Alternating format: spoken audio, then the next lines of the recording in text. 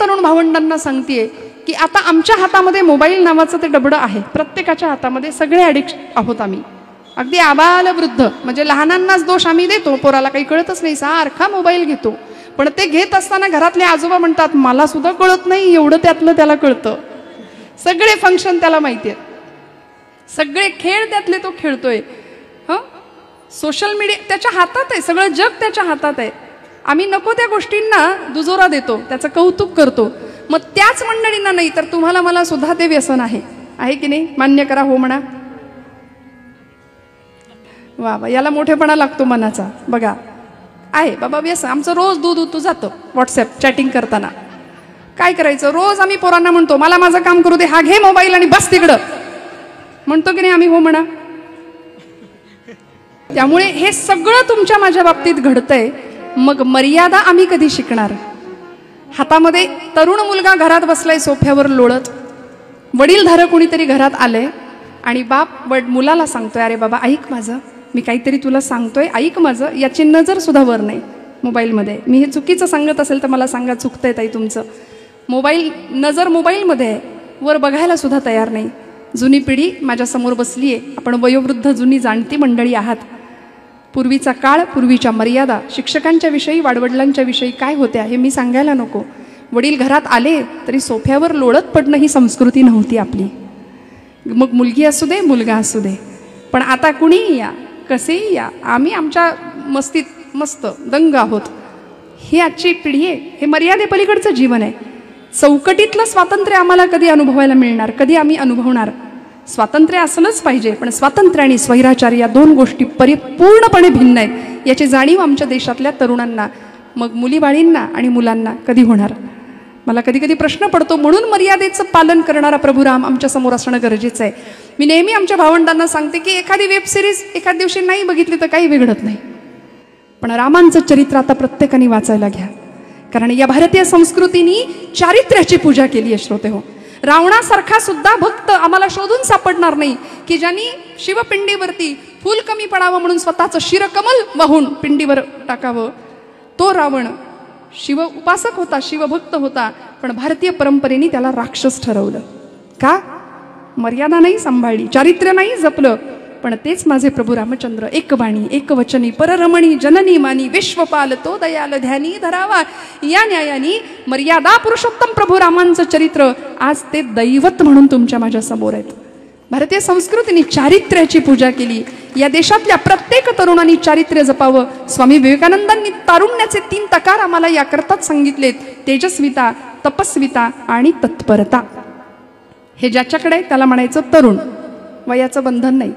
आमच्या शिवचरित्रांच्या इतिहासामध्ये 75 वर्षाचे शेलार मामा सुद्धा म्हणायचे की अरे तान्या म्या लढन उदय भाल्याशी, बाजूला हो तू. गडाला पण सिंह गेला गोष्ट आपण जाणता. मग 75 वर्षाचे शेलार मामा तरुण नव्हते का? मी म्हणते तरुणच, कारण तेजस्विता, तपस्विता आणि तत्परता हे 3 गुण त्यांच्याकडे होते. पण दुर्दैव आज आमचा असा संध्याकाळ झाली की आमचा तरुण धरून आणावा लागतोय. कुठेतरी गटरात पडलेले असतात महाराज, सरकार मान्य होत आहेत. मग स्वामीजींची जी मागणी होती भारताकडून की मला पोलादी स्नायूंचे बळकट संन्यासी पाहिजेत, असे मरतुगडे नकोत म्हणले मला. मन बळकट नाही, मेंदू विकसित नाही, मनगट बळकट नाही, कुणाच्या घेण्यात नाही, कुणाच्या देण्यात नाही, काही जगाशी घेणं देणं नाही. असे एककेंद्री आणि एककल्ली व्यक्तिमत्व मला नको आहेत म्हणाले. मला पोलादी स्नायूंचे बळकट संन्यासी पाहिजेत. निर्व्यसनी संन्याशांचा समूह स्वामीजींनी जमवला होता. आज आमचं व्यसन आणि फॅशन याच्यामध्ये सगळं जीवन बर्बाद होताना आजूबाजूला पाहतोय. याकरता जीवन उजळून निघावं, आत्मतेजाने प्रफुल्लित व्हावं, याकरता जर तुम्हाला मला कशाचा आधार घ्यावा लागेल तर ते निसंशय लिहून घ्या, फक्त आणि फक्त संत वाङ्मय. पर्यायच नाही, दुसरा पर्यायच नाहीये. सगळ्या प्रश्नांची उत्तर वाङ्मयामध्ये आहेत संतांच्या. ज्ञानोबांनी सांगितली, तुकोबांनी सांगितली. आम्ही आमच्या जीवनामध्ये संघर्ष आहे म्हणून डोक्याला हात लावून बसतो. फार टेन्शन आहे, फार संघर्ष आहे. महाराजांच्या जीवनात सुद्धा संघर्ष होताच.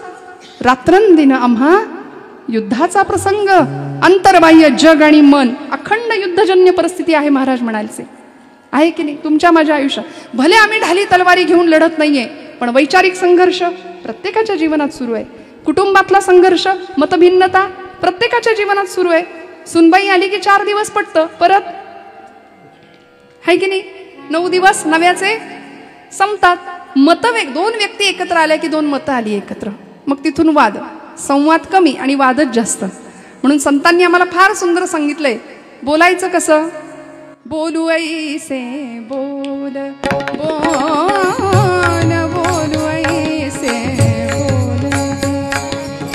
बोल बोलू ऐसे बोल बोल बोलू ऐसे बोल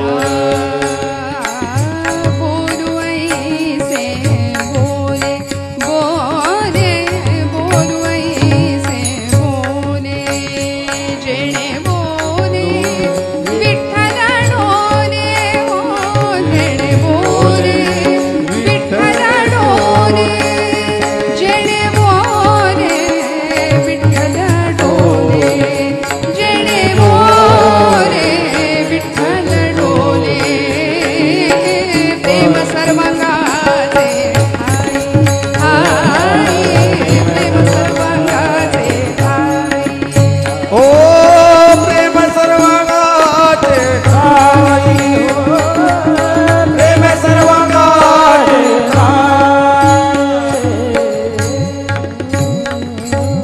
बोलू ऐसे बोले जेणे बोले विठ्ठल डोले. माझ्या बोलण्याने समोरच्याच्या हृदयातला विठ्ठल डोलला पाहिजे.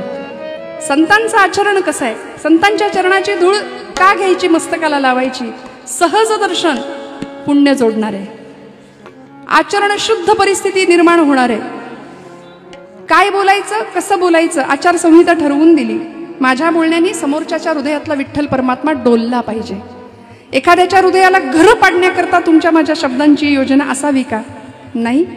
मग शब्द संभल के बोलिये, शब्द के हाथ ना पाव. एक शब्द है औषधी, तो दुसरा शब्द है घाव. आयुष्यभर आम्ही दुसऱ्याच्या हृदयाला चरे पाडतो शब्दांनी. आणि श्रोते हो, शब्दांची जखम भयानक असते, ती भरून नाही निघत. शस्त्राचा वार भरून निघेल, जखम भरून निघेल, पण शब्दांनी केलेली जखम भरून नाही निघत. म्हणून माणसं दुखावली जातात. 25 वर्षापूर्वी लग्नामध्ये साडी हलकी दिली म्हणून केलेला अपमान 25 वर्ष आमच्या लक्षात राहतो की नाही. आता माझ्या पोराच्या लग्नात तिला बघ, ठेवतो की नाही आम्ही लक्षात. कृतींनी माणूस दुखावतो, शब्दांनी माणूस दुखावतो. मग एखाद्याला दुखवण्याकरता आमची योजना नाहीये. बरं काय किती सिरियसली घ्यावं दुसऱ्याची कृती, वृत्ती, विचार, बोलणं आम्ही आमच्यापर्यंत कितपर्यंत लागून घ्यावं हे तुमच्या माझ्या हातात आहे. श्रोते हो, तुमच्या माझ्या परवानगीशिवाय आपल्याला कुणीच सुखी किंवा दुःखी करू शकत नाही. वाक्य लक्षात ठेवूया. आपल्या इच्छेशिवाय आपल्याला कोणीच सुखी किंवा दुःखी करू शकत नाही. म्हणून जीवन विद्या मिशनचं वामनराव पैंचं सगळ्यात मोठं वाक्य आहे, तूच आहेस तुझ्या जीवनाचा शिल्पकार. मग ही आमच्या जीवनाची शिल्पकृती घडवण्याचं पूर्णपणे सामर्थ्य संतांनी आम्हाला दिलंय. छत्रपतींनी तुकोबांच्या जवळ जावं, समर्थांच्या जवळ जावं. आता आम्ही इतके बुद्धीचे फाटे फोडतो की छत्रपतींचे गुरु कोण याच्यातच आमचं जीवन चाललंय वाद घालण्यात. असू दे ना, गेले समर्थांकडे, गेले तुकोबांकडे. भक्तीची शिकवण तुकोबांनी दिली, शक्तीची शिकवण समर्थांनी दिली. कशाला आम्ही आमच्या बुद्धी पाजळायचे, विनाकारण वाद घालत बसायचे समाजामध्ये. पण आपल्या उपाशी विठोबा असू दे किंवा पासोड्या विठोबाचं मंदिर असू दे, निवडुंगा विठोबाचं मंदिर असू दे, तुकोबारायांचं कीर्तन व्हायचं पुण्यामध्ये. आणि छत्रपती शिवप्रभू शककर्ता राजा होता, हिंदवी स्वराज्य संस्थापक राजा होते, पण तुकोबारायांच्या कीर्तनात जाऊन बसायचे. संत चरण रज लागता सहज. का? माहिती होतं आईने पूर्णपणे संस्कार करूनच पाठवलं होतं की राजा, रामासारखं व्हायचं असेल, कृष्णासारखं व्हायचं असेल तर तुला श्रवण करावं लागेल. रामायण कथा, महाभारत कथा हे या सगळ्याचे संस्कार पूर्वापासून होत होते. म्हणून तर शककर्ता राजा महाराष्ट्राला मिळू शकला छत्रपतींच्या रूपाने. श्रोते हो, म्हणून मिळू शकला. जिजाईंसारख्या 50 वर्षाच्या राजकारणाचा दीर्घ अनुभव असलेली एक खमकी स्त्री पाठीमागे उभी होती. आम्हाला असं वाटतं चमत्कार घडला की काय राजे आले म्हणजे. नाही, भवानी मातेने असा आशीर्वाद दिला, इकडून काहीतरी लाईट आला, ते टीव्ही मध्ये आपण बघतो आणि झाले राजे प्रगट, असं झालंय? नाही. प्रचंड तडजोड आहे, प्रचंड कष्ट आहे, प्रचंड मेहनत आहे. रक्ताचं पाणी करून माझ्या जिजाऊ साहेबांनी राजांना घडवलंय. आज तुम्ही आम्ही आमच्या मुलांकडून फार अपेक्षा करतो, खूप अपेक्षा करतो. भरपूर मोठा हो, भरपूर शिक आणि भरपूर, बस संपलं तुझं जीवन ध्येय. या पलीकडे जाऊन माझ्या मातृभूमीसाठी काहीतरी कर. या भारत देशाचा सुजाण नागरिक हो. तुझं जीवन इतरांच्या कामी कसं येईल याच्यासाठी काहीतरी विचार कर. असं सांगणाऱ्या किती माता आहेत मला सांगा. म्हणून भगतसिंग ज्यावेळी फासावर जात होते ना, त्यावेळी भगतसिंगांची आई रडायला लागली. तुरुंगाच्या कानाला त्या भिंत लावायची, भिंतीला कान लावायची. लोकांनी विचारावं, माँ क्यों रो रही हो, आपका भगत फाशी पे जा रहा है. 22-23 वर्ष काही मरायचं वय नसतं, पण निघाले, हुतात्मा झाले. आईनी रडावं, लोकांनी विचारावं, माँ क्यों रो रही हो, आपका भगत फाशी पे जा रहा है इसलिए रो रही हो. भगतसिंगांच्या आईने सांगावं, नहीं मेरा भगत आज जा रहा है, मातृभूमी के लिए बलिदान दे रहा है, इसलिए मैं नहीं रो रही हूँ. भगत सारखी 7 पोरं जरी माझ्या पोटी जन्माला आली असती ना, तरी ती 7च्या 7 मी मातृभूमीला अर्पण केली असती. याच्यासाठी मी रडतीये म्हणाले. इतका त्याग, इतकं बलिदान, सर्वस्व समर्पण हे संतांनी या भूमीला शिकवले श्रोते हो. म्हणून संतांच्या चरणाने काय होणार आहे, सुख घडोघडी वाढू लागे तुकोबराय म्हणतात. प्रपंचातलं सुख आम्ही जे मानतो ते खरं सुख नाहीच आहे, तो भ्रम आहे सुखाचा, खोटं सुख. पण चिरंतन सुख, सुख घडोघडी वाढू लागे महाराज म्हणतायत. म्हणून परमार्थातलं सुख आणि प्रपंचातलं सुख यामध्ये फरक आहे. प्रपंचातलं सुख गणिती पद्धतीने वाढतंय असं आपल्याला वाटतं, पण परमार्थातलं सुख बहुमितीय पद्धतीने वाढतं, दुपटीने. आणि म्हणून तर चोखोबांना दिसलं होतं तिथे, चोखोबांना दिसलं ना पंढरीच्या वाळवंटामध्ये, साजिरे गोजिरे श्रीमुख सांगले, साजिरे गोजिरे श्रीमुख सांगले, शंख चक्र विरविले गदा पद्म विटेवारी विटेवारी, सुखाचे सुख चंद्रभागे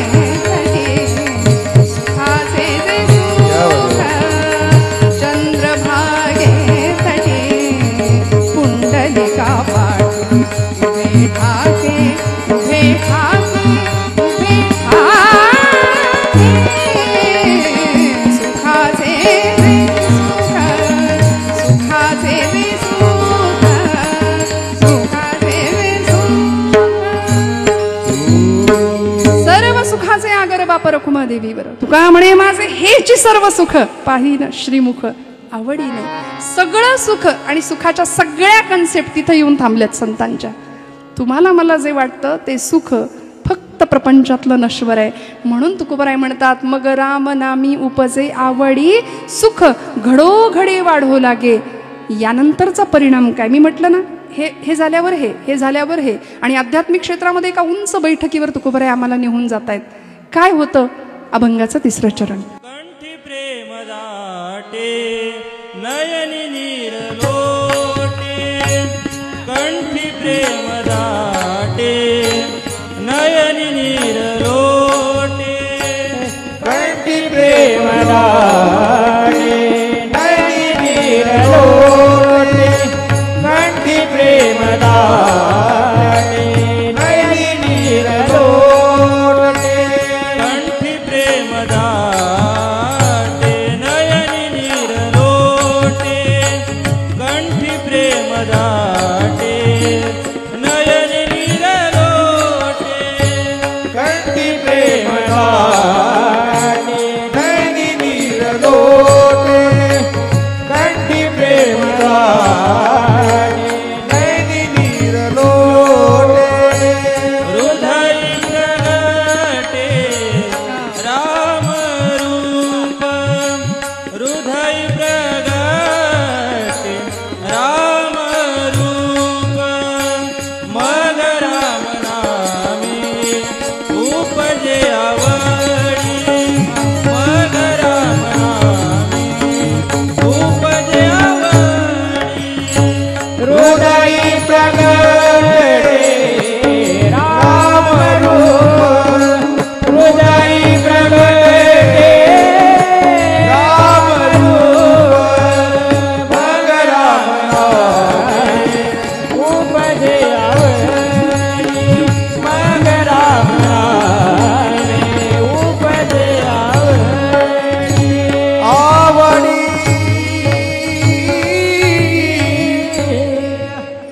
कंठी प्रेम दाटे. काय होणार आहे? संतांचा सहवास मिळाला, मग काय झालं? मग रामनामी उपजे आवडी, सुख घडोघडी वाढो लागे. मग काय झालं? कंठी प्रेम दाटे, नयनी नीर लोटे. उगीच डोळ्यातून पाणी येत नाही बरं का, त्याच्याकरता हृदय थोडंसं संवेदनाशील असावं लागतं. परवा एकाने मला विचारलं, खरंच आळंदीमध्ये माऊली आहेत का? मला इतका राग आला होता, पण म्हटलं, तो म्हणाला खरंच त्या दगडामध्ये माऊली आहेत का? म्हटलं आहेत, पण डोकं टेकवणारा दगड नसावा म्हणजे मिळवलं. दगडाच्या पाषाणाच्या हृदयाची माणसं आम्हाला माणसातला माणूस दिसे ना, दगडातला देव कुठून दिसणार? मग ही अवस्था परमार्थातली कधी आम्हाला प्राप्त होणार? मला सांगा, जातिवंत वारकऱ्याला विचारा, मैलोन मैल पायपीट करून पांडुरंग परमात्म्याचं मुखदर्शन जरी नुसतं झालं तरी घळघळ घळघळ डोळ्यातनं पाणी वाहतं की नाही? कंठी प्रेम दाटे, नयनी नीर. आपोआप आपोआप अष्टसात्विक भाव जागृती होते, डोळ्यातनं धारा वाहायला लागतात. 1.5-2 तासाच्या कीर्तनाचं हेच इप्सित श्रोते हो. 1.5-2 तासाच्या कीर्तनामध्ये एखादा क्षण असा येतो की आम्ही सगळं विसरतो आणि हृदय गलबलून निघतं. तो क्षण मोक्षाचा आहे. माझी माऊली म्हणते, येथ मनाचा मारू न करता, इंद्रिया दुःख न देता, येथे मोक्ष असे आयता श्रवणाची. कुठेही मन मारायला नाही सांगितलं, कुठेही इंद्रियांना दुःख द्यायला नाही सांगितलं, जंगलात जायला नाही सांगितलं, तपश्चर्या करायला नाही. फक्त म्हणाले कीर्तनात येऊन बसा, आयता मोक्ष आपल्याला मिळणार आहे. आयता मोक्ष कीर्तनामध्ये आम्हाला दिलाय. आणि हे सगळं ज्यांच्या कृपेने मिळालं, अशा आमच्या विश्ववंद्य माऊली ज्ञानोबारायांनी जिथे अवतार घेतला, साक्षात महाविष्णूंचा अवतार, कैवल्याचा पुतळा प्रगटला भूतळा, चैतन्याचा जिव्हाळा. किती सहृदय अंतःकरण होतो. खळांचा दुष्टपणा खळपणा नष्ट व्हावा, व्यंकटी सांडावी, याकरता परमात्म्याकडे मागणं मागणारा एक सुंदर योग्यांचा राणा होता. भगवंताला पाहिलं होतं. अनंत रूपे अनंत वेशे, अनंत रूपे अनंत वेशे, देखिला म्या त्या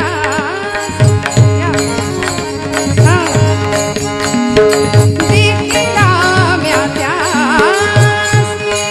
बाप रखुमा देवरू, गुण पाणली तैसी दोम्या, देखिला साजणी दोम्या, देखिला साजणी दोम्या, देखिला साजणी दोम्या, देखिला साजणी. कशाच्या बळावर? योग्यांचा राणा हे पद कशाच्या बळावर मिळवलं? अनंत रूपे अनंत वेशे, देखिला म्या त्यासी, बाप रखुमा देवीवरू खूण बाणली तैसी. सगळं श्रेष्ठत्व गुरु माऊलींना देऊन माऊली मोकळे होतात. हा ज्ञानू निवृत्तीने केला. निवृत्ती प्रसादे ज्ञानदेव बोले, बाप रखुमा देवीवरू विठ्ठलू रे, तुझं सगुण म्हणू की निर्गुण रे. अनेक प्रश्नांची उकल झाली. बोला बोला, टाळी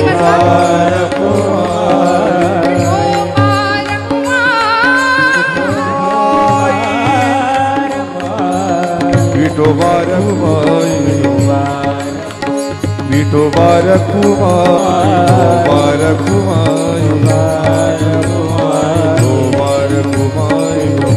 कुंडली कवरदा हरी विठ्ठल श्री ज्ञानदेव पंढरीनाथ भगवान माऊली ज्ञानेश्वर महाराज, जगद्गुरु श्री तुकाराम महाराज.